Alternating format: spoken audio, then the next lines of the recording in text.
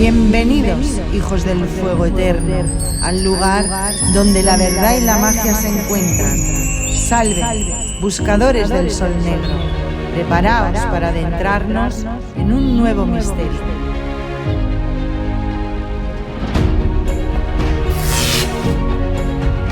La crónica de Acaco. El libro del águila. Comencemos. Samón y el Imperio del Este. A menudo Lhasa estaba ausente con su disco volante. Visitaba a su hermano Samón. Volaba al poderoso Imperio del Este y llevaba consigo una extraña vasija que podía atravesar el agua y las montañas.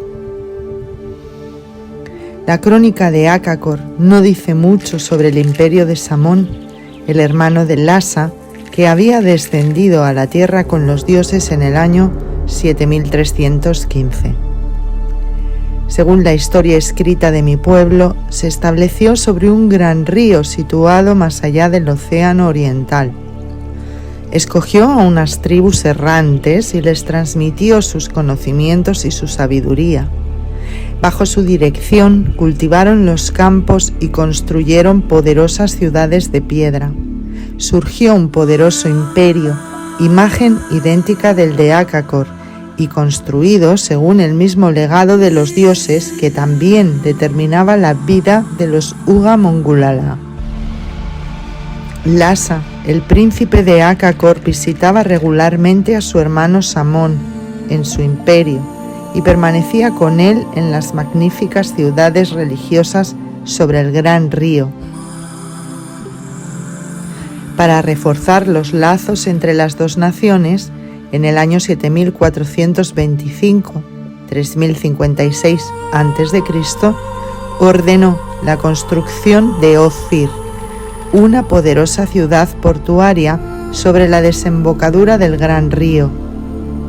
Durante casi 2000 años, los barcos procedentes del imperio de Samón arribaron aquí con sus valiosos cargamentos. A cambio de oro y de plata, traían pergaminos escritos en el idioma de nuestros padres antiguos y también raras maderas, finísimos tejidos y unas piedras verdes que eran desconocidas para mi pueblo. Pronto Ophir se convertiría en una de las ciudades más ricas del imperio y botín apetecido de las tribus salvajes del este. Estas asaltaron la ciudad en repetidos ataques, hicieron incursiones contra los barcos anclados e interrumpieron las comunicaciones con el interior. Cuando unos 1000 años después de la partida de Lhasa el imperio se desintegró, lograron por fin conquistar Ophir en el curso de una poderosa campaña. Asolaron la ciudad y la quemaron completamente. Los Uga Mongulala entregaron las provincias costeras del Océano Oriental y se retiraron hacia el interior del país, y la conexión con el imperio de Samón quedó cortada. Mi pueblo únicamente ha conservado la memoria del imperio de Samón y sus regalos a Lhasa, los pergaminos escritos y las piedras verdes. Nuestros sacerdotes los han guardado en el recinto religioso subterráneo de Acacor, en donde también se conservan el disco volante de Lhasa y la extraña vasija que puede atravesar las montañas y las aguas. El disco volante es del color del oro resplandeciente y está hecho de un metal desconocido. Su forma es como la de un cilindro de arcilla. Es tan alto como 2 hombres colocados uno encima del otro, y lo mismo de ancho. En su interior hay espacio para 2 personas. No tiene ni velas ni remos, pero dicen nuestros sacerdotes que con él Lhasa podía volar más rápido que el águila más veloz y moverse por entre las nubes tan ligero como una hoja en el viento. La extraña vasija es igualmente misteriosa. 6 largos pies sostienen una gran bandeja plateada. 3 de los pies apuntan hacia adelante, otros 3 hacia atrás. Estos se parecen a cañas dobladas de bambú y son móviles. Terminan en unos rodillos de una largura parecida a los lirios del valle. Estos son los últimos vestigios del glorioso periodo de Lhasa y de Samón. Desde entonces, mucha agua ha caído en el océano. El imperio, antiguamente poderoso, las 130 familias de dioses que vinieron a la tierra, han desaparecido y los hombres viven sin esperanza.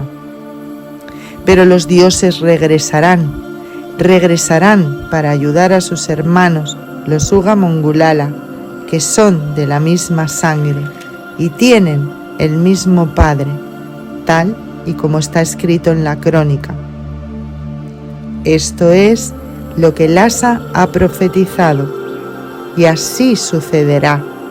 Nuevos lazos de sangre se establecerán entre los imperios de Lhasa y de Samón. Se renovará la alianza entre sus pueblos y sus descendientes se encontrarán nuevamente los unos con los otros. Entonces regresarán los maestros antiguos.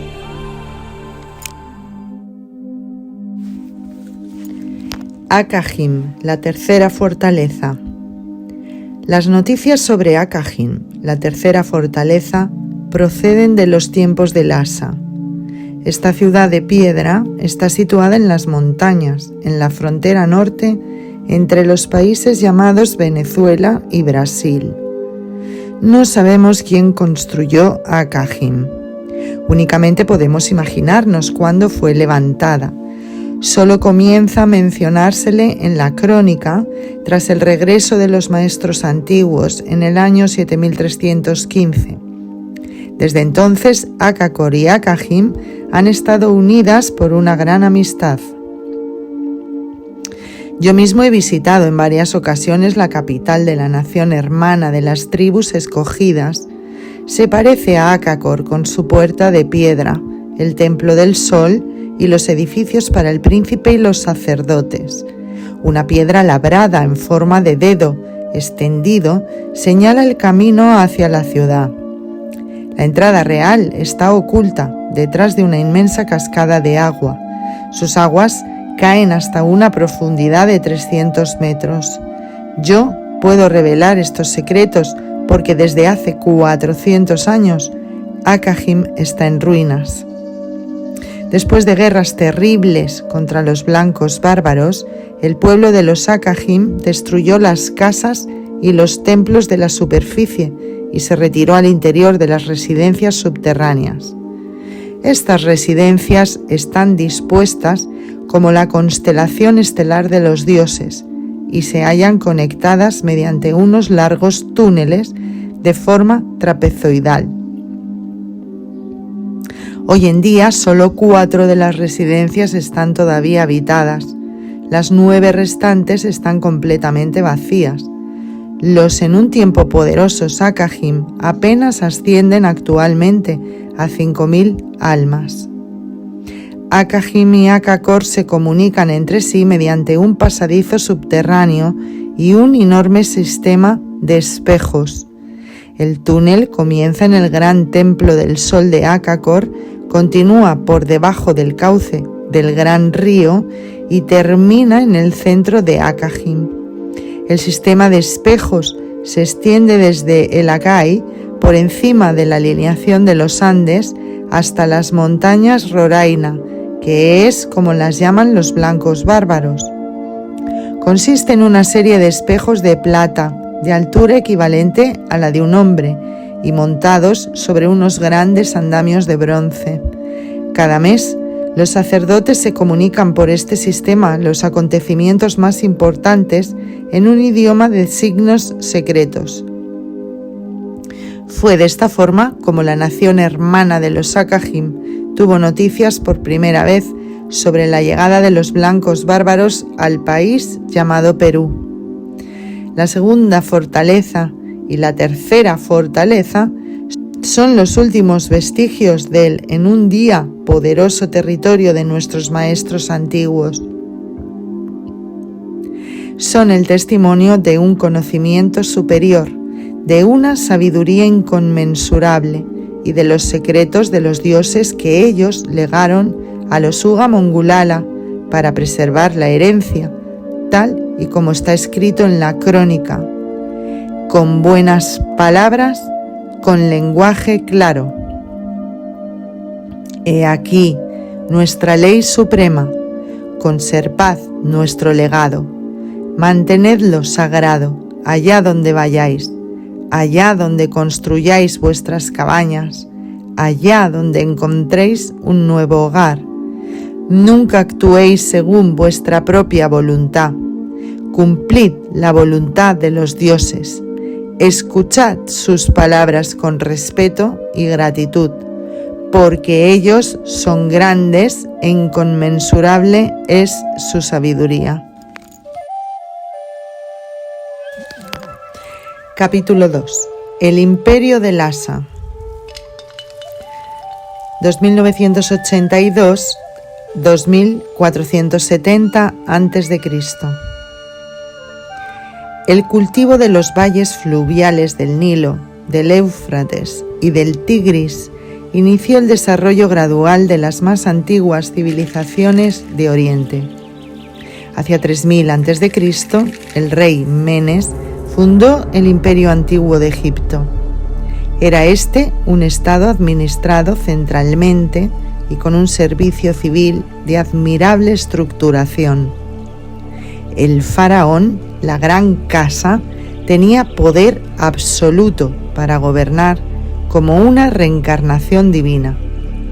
Su acción oficial más importante consistía en la construcción de una gigantesca tumba de piedra, la pirámide. Las estatuas y los relieves mágicos encontrados en las cámaras funerarias evidencian el elevado nivel de su cultura material y espiritual. La escritura jeroglífica altamente desarrollada y perfeccionada por los sacerdotes describe las glorias del imperio. Hacia 2500 a.C., los sumerios avanzaban hacia Babilonia. En el año 2350 a.C., el rey semita Sargón fundó el primer gran imperio que conoce la historia. Los únicos datos sobre el desarrollo histórico paralelo en el continente americano nos los proporciona el historiador español Fernando Montesinos, quien sitúa el origen de la dinastía inca de los Reyes del Sol en el tercer milenio antes de Cristo. El nuevo orden. Nada existía durante mucho tiempo, únicamente la tierra y las montañas. Esto es lo que los dioses nos enseñaron. Esta es la ley de la naturaleza. También mi pueblo está sujeto a dicha ley. Es lo bastante poderoso para confiar en la más importante ley del mundo. Pero, ¿qué sentido tiene la vida para nosotros si no luchamos? ¿Qué sentido tiene si los blancos bárbaros quieren exterminarnos? Nos han privado de nuestra tierra y cazan a los hombres y a los animales. Los gatos monteses desaparecen con rapidez. Ya solo quedan algunos jaguares, allí donde hace unos años abundaban. Cuando hayan desaparecido, moriremos de hambre. Nos veremos obligados a rendirnos a los blancos bárbaros. Pero ni siquiera esto les satisface. Exigen que vivamos según sus propias leyes y costumbres. Mas nosotros somos hombres libres del sol y de la luz, y no deseamos llenar nuestros corazones de pesadumbre con sus falsas creencias.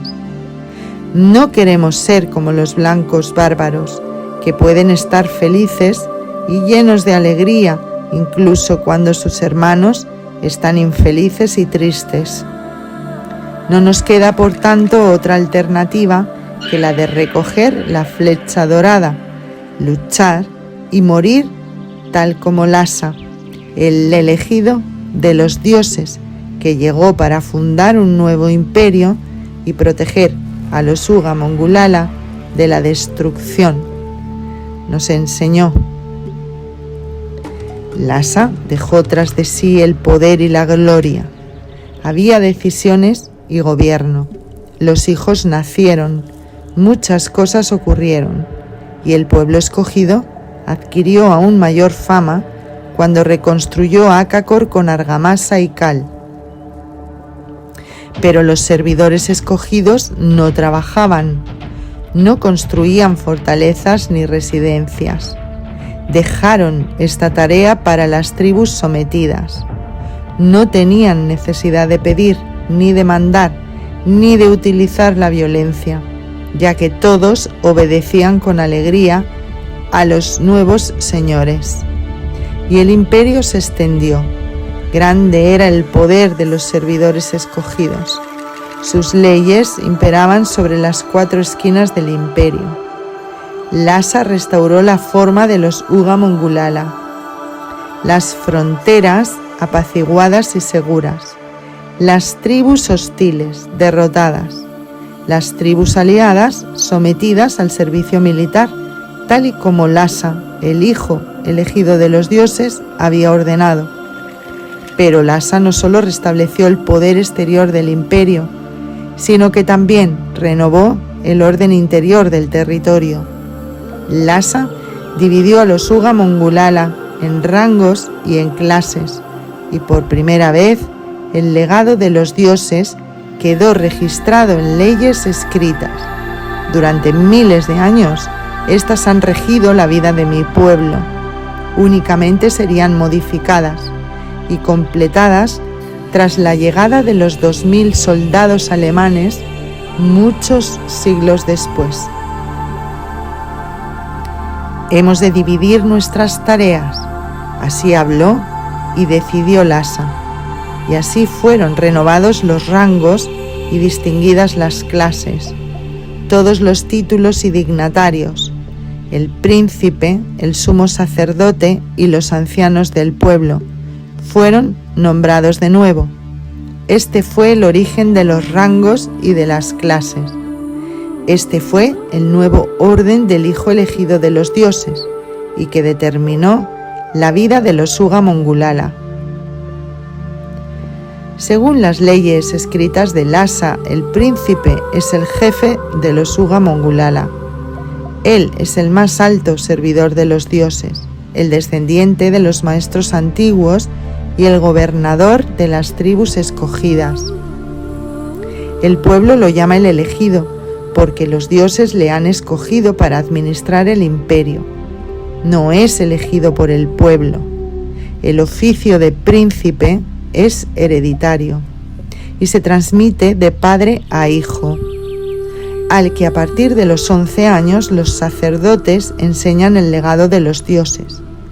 Estos le instruyen en la historia de las tribus escogidas y le preparan para su futura tarea con ejercicios físicos y espirituales.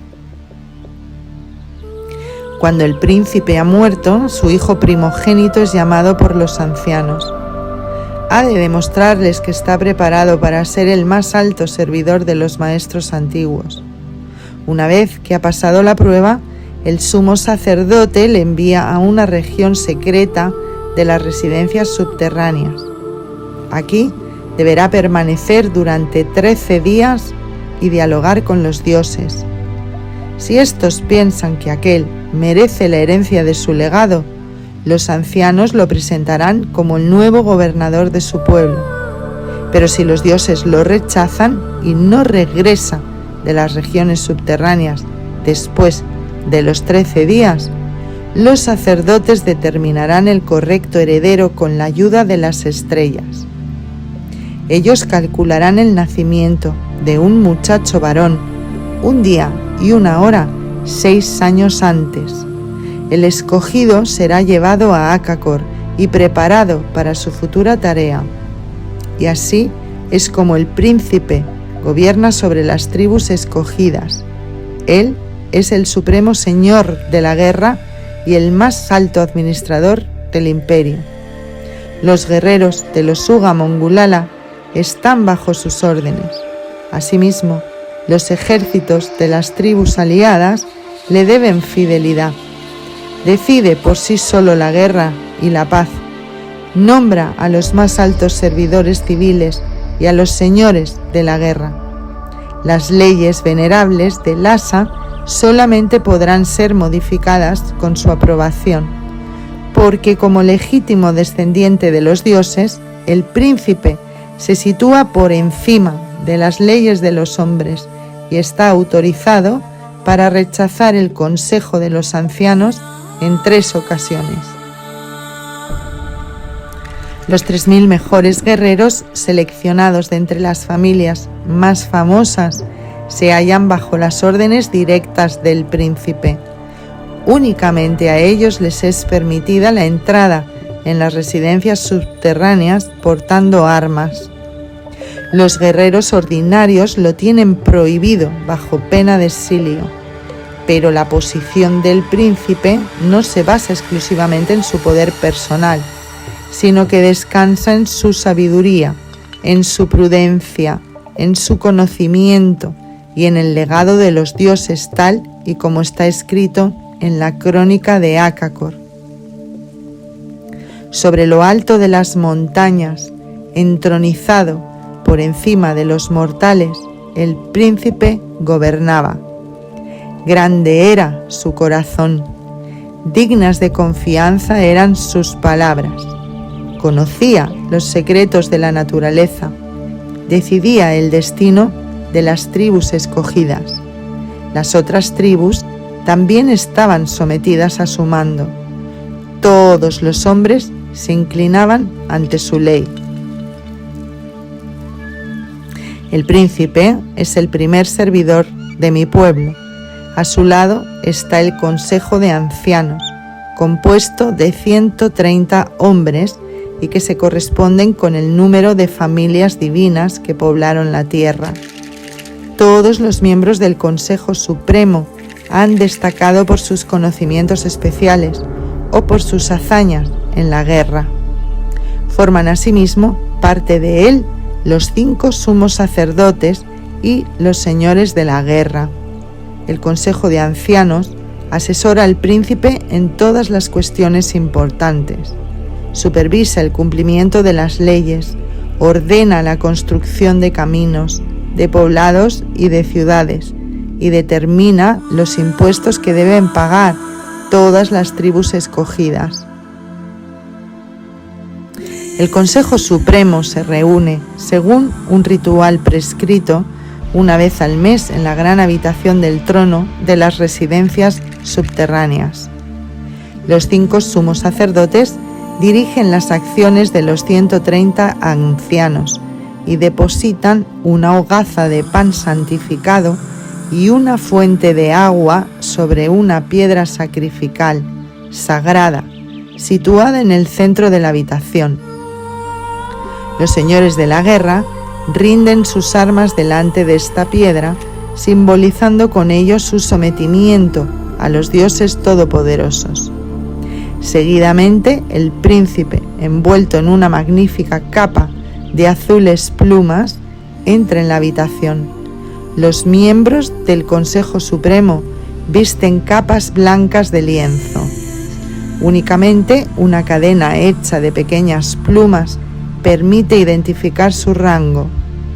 Tras la llegada del príncipe, los sacerdotes entonan una canción de alabanza en honor de los dioses. Todos los presentes se inclinan hacia el este, hacia el sol naciente. Poco después, los 130 ancianos se mezclan con el pueblo reunido y una vez que han escuchado a todos los demandantes, regresan hasta el príncipe e inician las deliberaciones. El ritual concluye con el anuncio de sus decisiones, que serán registradas por los escribas para toda la eternidad. El príncipe y el Consejo Supremo gobiernan a las tribus escogidas. La transmisión de sus órdenes y disposiciones cae bajo la responsabilidad de una clase especial, la de los servidores civiles. El proceso de selección es muy estricto.